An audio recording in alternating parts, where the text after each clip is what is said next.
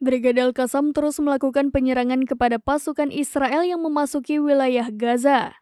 Terbaru, mereka menargetkan segerombolan pasukan Zionis yang tengah berkumpul dengan tembakan mortir. Pasukan pendudukan yang menjadi target serangan itu merupakan tentara Israel yang ditempatkan di sebelah barat lingkungan Sheikh Radwan.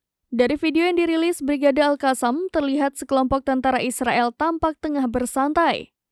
Sementara dari arah berlawanan terdapat pasukan perlawanan Palestina yang membidik tentara Zionis dari dalam sebuah bangunan. Tak berselang lama, tembakan bertubi-tubi diluncurkan dari tempat persembunyian Brigade Al-Qassam. Selain menargetkan pasukan pendudukan Israel, mereka juga menggempur tank-tank IDF dari jarak dekat. Satu persatu kendaraan militer Israel mulai dari tank hingga bulldozer meledak.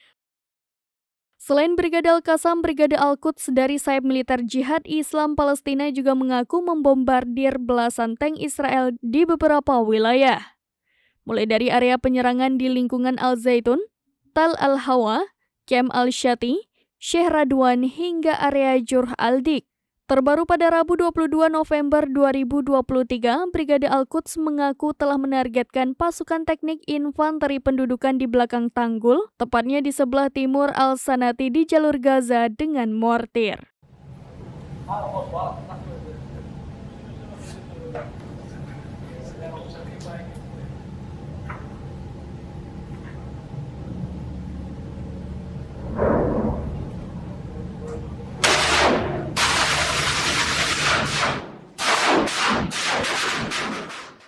Download Tribun X sekarang, menghadirkan lokal menjadi Indonesia.